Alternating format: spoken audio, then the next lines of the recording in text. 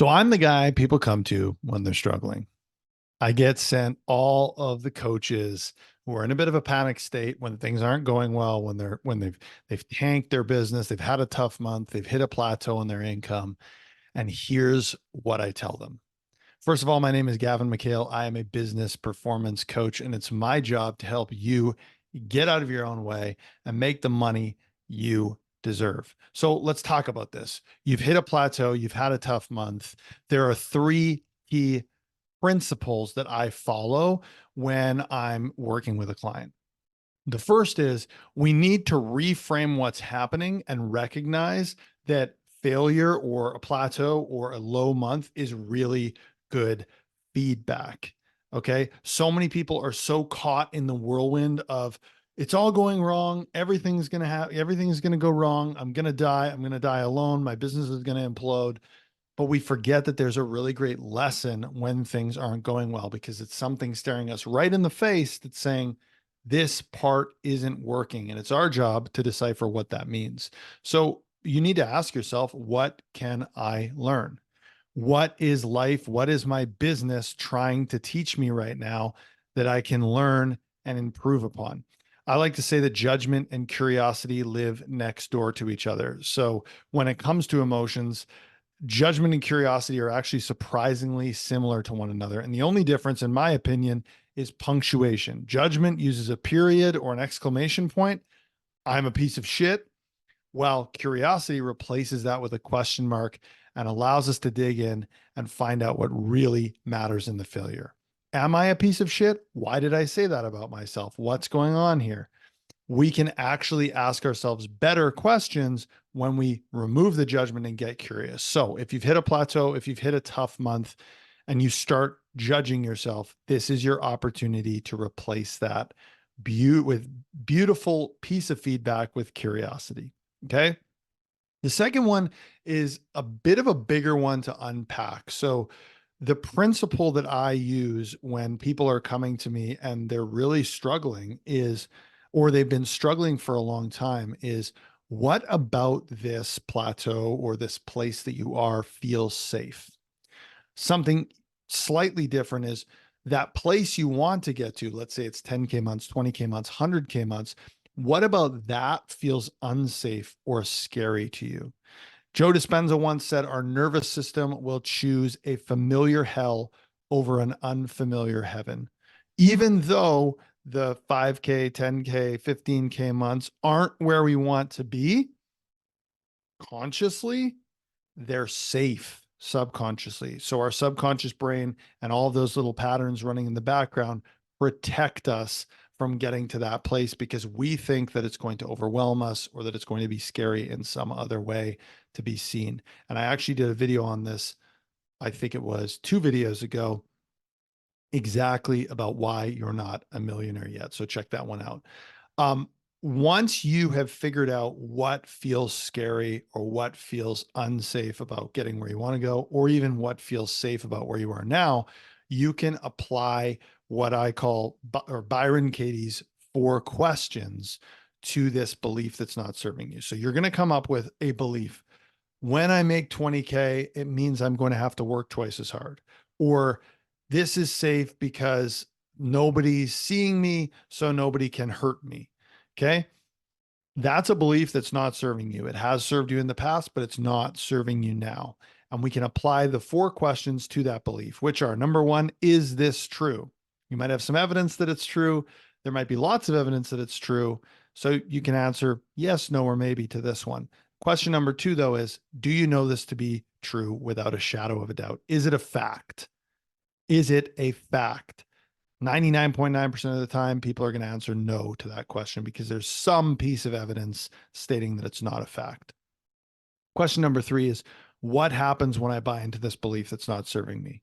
Likely you do or do not do things that actually lead to the belief coming true, which is what we call a self-fulfilling prophecy. So you do things, you don't do things, and that leads to the belief coming true, which we obviously don't want. Question number 4 is what could happen if I chose to believe something different? This is where we can really future cast what could happen if we do the scary thing and change our belief and change our behaviors and start stepping into a new identity. Once we have the new belief, once we've answered those 4 questions, we can come up with a new belief that serves us better. I like to use the truth is, and then have my clients finish that sentence. So if your current belief or your old belief is that I'm going to be overwhelmed, it's going to require me to be overwhelmed to make 20K a month. The new belief might be, I have all the tools to put systems in place so that I won't be overwhelmed making 20K a month. Maybe that's the new belief you come up with. Once you come up with a new belief, then your job is to take inspired action based on that belief and that work, and look for evidence and continue to look for evidence that that belief is true, because all your subconscious brain needs to feel safer in a new identity is evidence that it can feel safe. Okay. So that's number 2, is when you're hitting a plateau or having a tough month, something about that level feels safe, and something about the next level where you consciously want to go feels unsafe.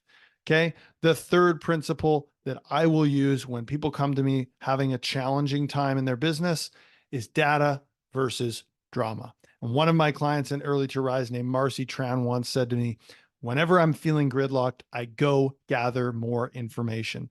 The answers come as I gather the information.